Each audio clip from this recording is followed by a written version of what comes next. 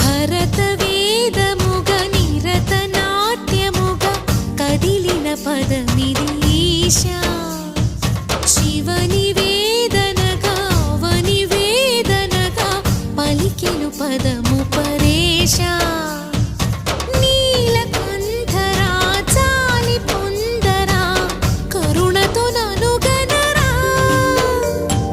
నీలకందరా శైలమందిరా మొరవిని బదులిడరా.